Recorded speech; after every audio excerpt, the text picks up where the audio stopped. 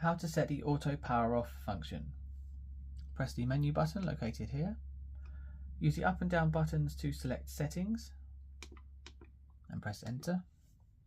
Then use the up and down buttons to select auto power off. Press enter again.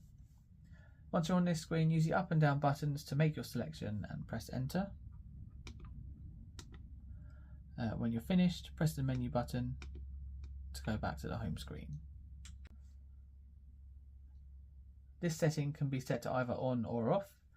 If it's on, the power will automatically turn off if not used for 10 hours.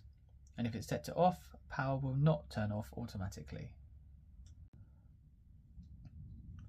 Thank you so much for watching this tutorial. I really hope you found it helpful. Check out the description for all our other tutorials.